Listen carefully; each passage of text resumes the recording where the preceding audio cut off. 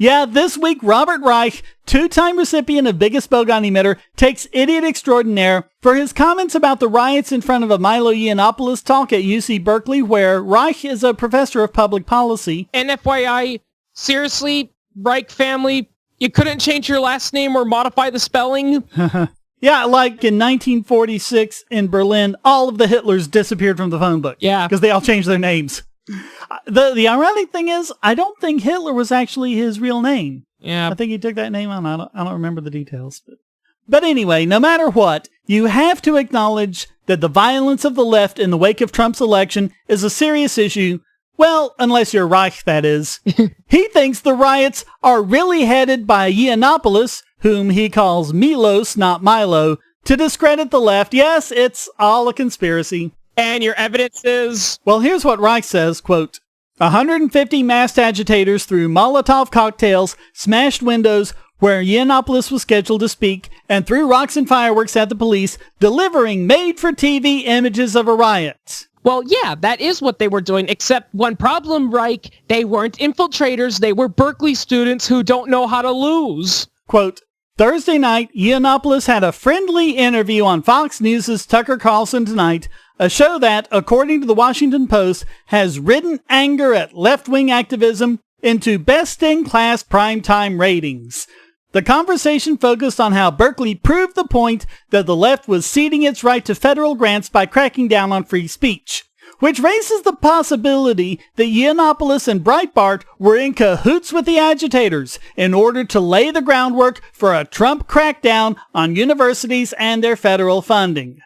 Look, moron, the rioters, regardless of whether they were led by Milo or not, did not have anything to do with the censorship he and other conservative and libertarian speakers have been experiencing on college campuses these past few years. It's reaching the point now where if you say that you supported Trump or whatnot and someone beats you up, the guy who said I supported Trump is getting in trouble. If you take taxpayer funds, you cannot discriminate on the basis of the political message. You have to allow all political messages or none at all, and I don't think none at all is going to work on a university campus because you have to discuss this stuff. Yep.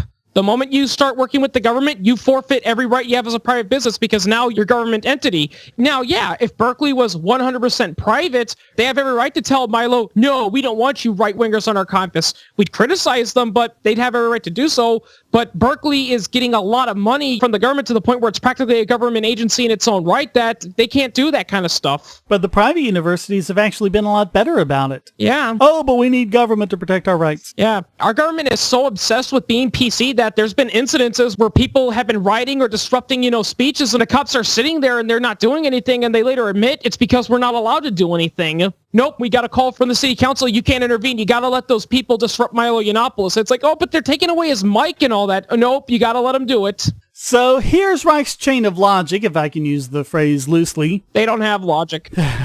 Only fifis. Yeah. Yiannopoulos writes for Breitbart.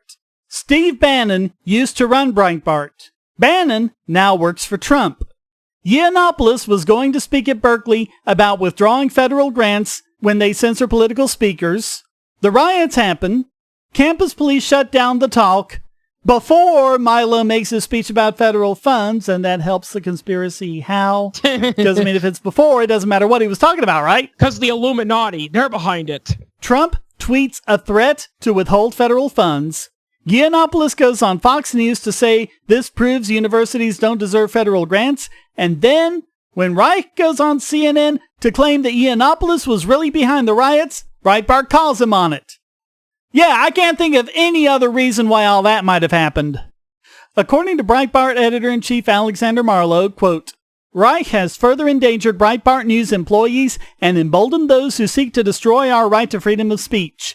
His peers should call on him to provide evidence to support his attack or retract it and apologize. If not, perhaps his status as a scholar and academician should be seriously reconsidered. Yeah, I know. I was researching this guy, and apparently he was like a professor of economics and all that, and after seeing the video you said, I'm just thinking, who the hell made this guy a professor of economics? He's not. He's a professor of public policy. Oh. Yeah, but he teaches economics. That's actually a thing I actually later learned anyway, because there's a lot of leftists nowadays that said, oh, but I had an economics professor that said, wealth distribution works. And then you later do your research and it turns out the professor doesn't have training as an economist. Well, neither did Keynes. Oh, yeah. Neither did Marx. Meanwhile, the actual rioters, many of which were students, told a different story. According to one, quote, "It's not violence, it's self-defense. Peaceful protests are beautiful, but at the same time we should not condemn the destruction of private property. We will not allow Yiannopoulos' rhetoric and his speech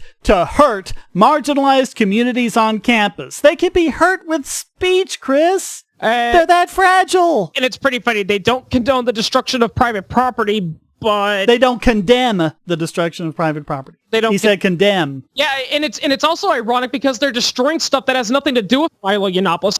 You taking away a microphone from another guy is not a form of speech. That's a use of force. So others supported the violence, like student Josh Hardman, who wrote, quote, "The principle of free speech should not be extended to envelop freedom of hate speech, for the unchecked normalization of hate speech will have real consequences."